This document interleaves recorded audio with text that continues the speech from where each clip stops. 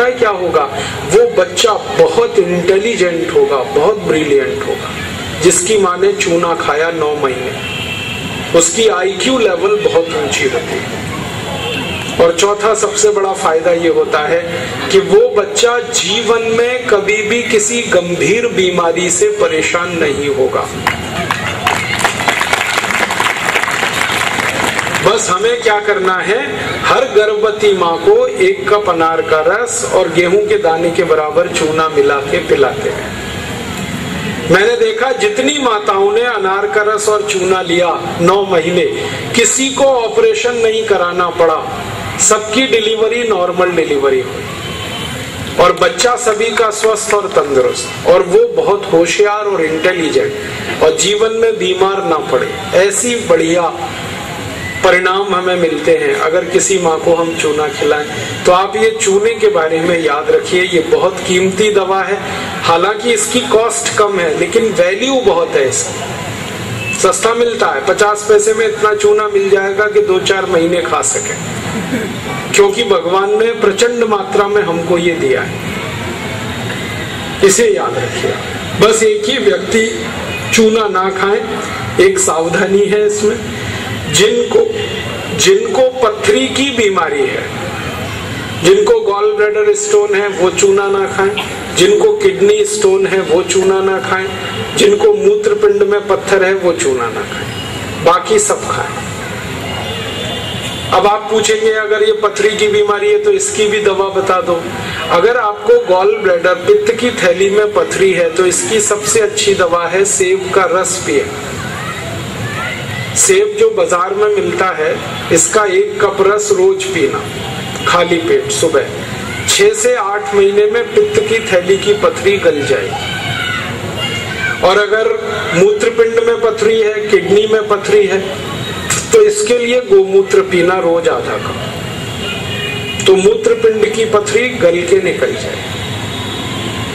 अब मैंने इतने सारे इलाज आपको बता दिए सिर्फ इस उम्मीद में कि आप ये दूसरों को बताएंगे, और आप ये सबको बताएंगे तो हर व्यक्ति स्वस्थ और निरोगी रहने का आसानी से कोई ना कोई उपाय अपने जीवन में अपनाएगा, और हर व्यक्ति स्वस्थ और निरोगी हो जाए, यही हमारा उद्देश्य है। भारतीय संस्कृति का एक सूत्र वाक्य है, सर्वे भवन्तु सुखिनः सर्वे सन्तु निरामया सर्वे भद्राणि पश्यन्तु मा कश्चित् दुःख भाग् भवेत्। सब सुखी हो, सब निरोगी हो, किसी को कोई दुख ना हो, हरेक के चेहरे प्रसन्नता से खिले हुए हो, यही भारत स्वाभिमान का उद्देश्य है। और इसी उद्देश्य को पूरा करने के लिए हम गांव-गांव जा रहे हैं, हर व्यक्ति को ये आयुर्वेद के बारे में थोड़ा बता रहे हैं। आपको अगर और ज्यादा ये चाहिए ज्ञान तो आप इसको ले सकते हैं। हमारा आस्था चैनल है, इस पर रोज शाम को 9 बजे से 10 बजे तक एक कार्यक्रम आता है, उसका नाम है आयुर्वेद एवं जीवन दर्शन।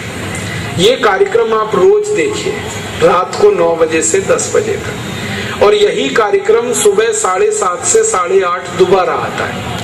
इस कार्यक्रम में हम बताते हैं कि क्या क्या औषधियां हैं जो आपके घर में हैं, घर के आसपास में हैं, और कितनी बीमारियां उनसे आप ठीक कर सकते हैं। अगर ये कार्यक्रम आप रोज देखेंगे तो ये पक्की बात है कि आपको कोई एलोपैथी दवा खाने की जरूरत नहीं पड़ेगी। हमने इस विषय पर एक पुस्तक भी बनाई है, उसका नाम है जड़ी बूटी रहस्य। ये पुस्तक हमारे पतंजलि चिकित्सालय में मिल जाती है। रायगढ़ में हमारा पतंजलि चिकित्सालय है, आप कभी भी वहां चले जाइए और ये पुस्तक ले लीजिए, जड़ी बूटी रहस्य। इसमें हजारों दवाओं का ज्ञान दिया हुआ है। मैंने तो थोड़ी सी बताई है, लेकिन इस पुस्तक के माध्यम से आप हजारों दवाओं की जानकारी ले सकते हैं। और एक छोटी सी बात और हम कहना चाहते हैं आपसे कि आप जो कुछ इस पुस्तक से प्राप्त करें वो दूसरों को बताते हैं, क्योंकि ज्ञान की यही भारत में परंपरा है। हमने कहीं से लिया और दूसरों को दिया, फिर उन्होंने दूसरों को दिया, फिर उन्होंने दूसरों को दिया। ज्ञान को जितना फैलाएंगे उतना बढ़ेगा और देश का उससे ज्यादा लाभ होगा। एक छोटी सी बात और कहनी है आपसे कि भारत स्वाभिमान का ये तो पहला उद्देश्य है कि हर व्यक्ति को स्वस्थ बनाना, निरोग बनाना। इसके लिए हम ये आयुर्वेद का, योग प्राणायाम का कार्य कर रहे हैं। दूसरा उद्देश्य है भारत की समस्याओं को मिटाना। हमारी गरीबी की समस्या है जो बहुत भयंकर है। आजादी के 64 साल के बाद भारत में 84 करोड़ लोग गरीब हैं, जो एक दिन में 20 रुपए भी खर्च नहीं कर सकते, और ये हमारी आबादी का लगभग 77% है। तो हम ये गरीबी दूर करना चाहते हैं। बेरोजगारी भी बहुत है भारत में। 70 करोड़ नौजवान हैं, उनमें से 67 करोड़ 50 लाख बेरोजगार हैं। सिर्फ 2.5 करोड़ नौजवानों को काम मिला हुआ है पूरे देश में। तो बेकारी भी बहुत है, महंगाई भी बहुत है। तो आप बोलेंगे ये गरीबी, बेकारी, महंगाई कैसे दूर होगी? इसके लिए हमने एक लक्ष्य तय किया है कि भारत में जो भ्रष्टाचार हो रहा है, जो लूटखोरी मची हुई है, इसको रोक पाए अगर हम, तो गरीबी, बेकारी ठीक होगी, दूर होगी। भ्रष्टाचार हमारे यहाँ भयंकर है। आप रोज अखबार देखें और हर दिन टेलीविजन समाचार सुने तो हर 2-3 दिन में कोई ना कोई घोटाला, कोई ना कोई भ्रष्टाचार होता ही रहता है। अभी थोड़े दिन पहले एक बहुत बड़ा घोटाला हुआ। 1,76,000 करोड़ रुपए का चूना लगा दिया एक भ्रष्ट नेता जिसका नाम है ए राजा। उसने भारत सरकार को, देश को 1,76,000 करोड़ का चूना लगा दिया, और 3 साल और 6 महीने से वो ये घोटाला कर रहा था। और राजा कहता है कि मैंने ये सब कुछ प्रधानमंत्री को बता के किया है। वो कहता है कि सब बात प्रधानमंत्री को बताई थी मैंने। और प्रधानमंत्री की इतनी हिम्मत नहीं कि 3 साल और 6 महीने में जो घोटाला करने वाला मंत्री है उसको निकाल सके मंत्रिमंडल से। इतना बड़ा घोटाला आजादी के इतिहास में पहली बार हुआ। 1,76,000 करोड़ इतनी बड़ी रकम है कि अगर इससे सोना खरीद लिया जाए तो छत्तीसगढ़ राज्य के हर एक गांव की सड़क पर 10 मिलीमीटर मोटाई की सोने की परत बिछा सकता।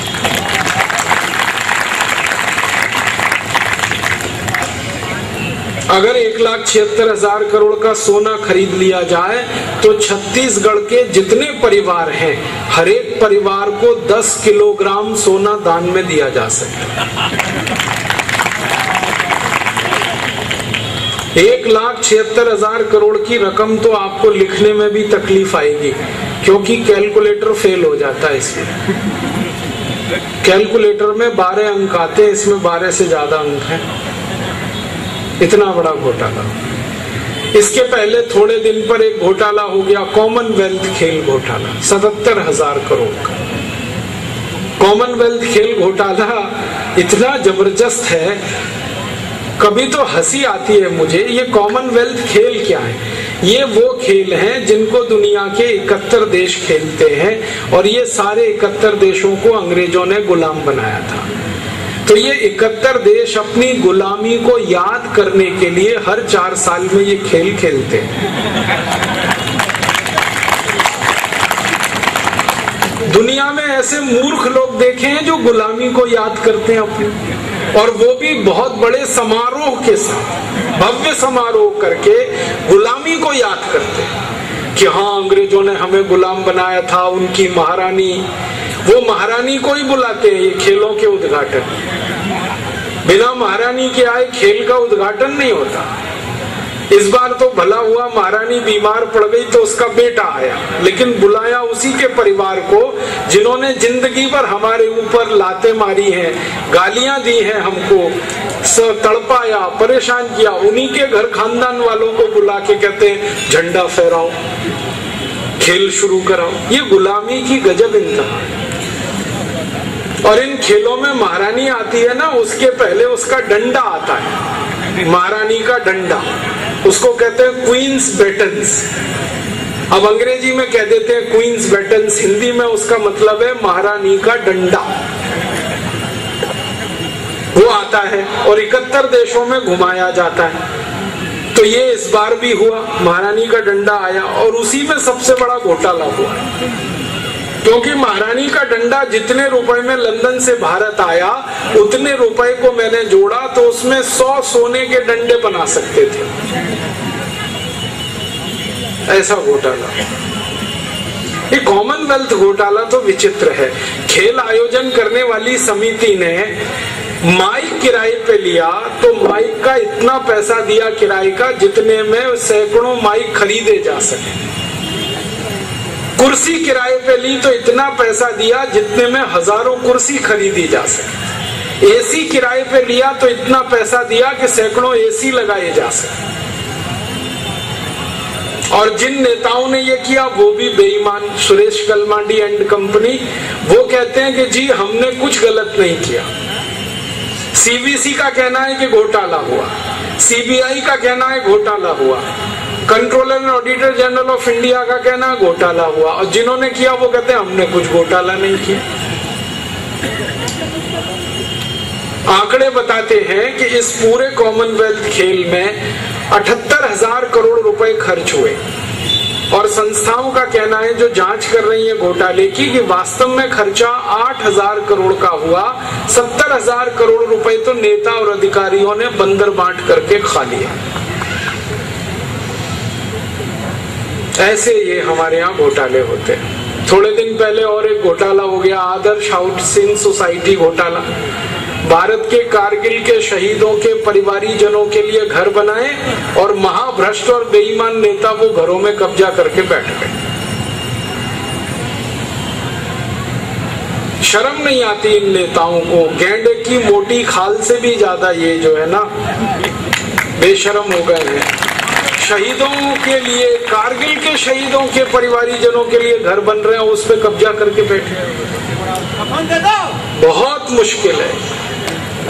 और ये जो घोटाले रोज रोज होते हैं, अभी 2 दिन से पता चल रहा है और एक घोटाला हो गया हमारे यहाँ। फर्जी का लोन बांटा जाता, फर्जी लोन, कंपनियां फर्जी, लोन फर्जी, और उसको शेयर बाजार में लगा देते हैं और पैसे ले दे के, घूस ले दे के ये सब चलता है। ये सारे घोटाले करते क्या हैं? आपके खून पसीने की कमाई का पैसा, मेरे खून पसीने की कमाई का पैसा, इसको लूटा जाता है।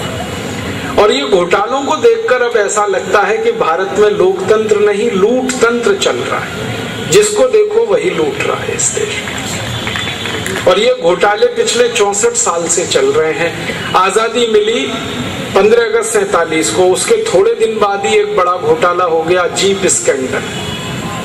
जीप खरीदी गई लेकिन कागज पर, वास्तव में नहीं। पैसे दे दिए, जीप नहीं आई, और उसका नुकसान उठाया भारत की सेना। पिस्तौल खरीदी गई सेना के लिए, एक बहुत बड़ा स्कैंडल हुआ था, पिस्तौल स्कैंडल, चेक पिस्टल स्कैंडल।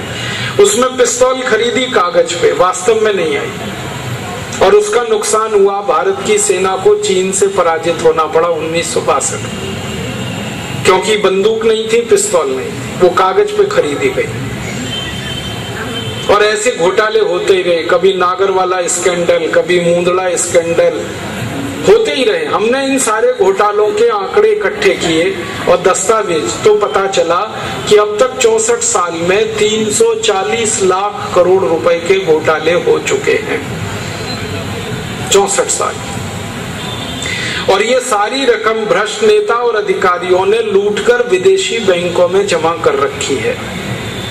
इस रकम का 280 लाख करोड़ रुपए तो स्विस बैंकों में जमा है और 60 लाख करोड़ रुपए पनामा, सिंगापुर, हांगकांग, ताइवान आदि देशों की बैंकों में जमा है।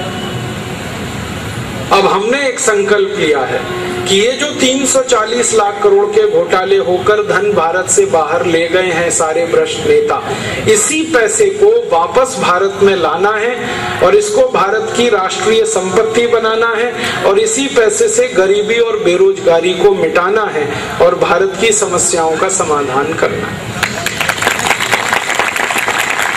आप पूछेंगे ये धन कैसे वापस आ सकता है? इसको वापस लाने के 3 रास्ते हैं। पहला रास्ता है, हम भारत के सुप्रीम कोर्ट में एक मुकदमा करें जिसको पब्लिक इंटरेस्ट पिटीशन कहा जाता है, और सुप्रीम कोर्ट उस मुकदमे पर फैसला दे कि जितना पैसा विदेशी बैंकों में जमा है वो भारत की राष्ट्रीय संपत्ति है, तो ये सारा धन वापस आ जाएगा उन बैंकों से। दूसरा रास्ता है भारत के संसद में एक प्रस्ताव पारित कराया जाए और उसमें ये कहा जाए कि जितना धन विदेशी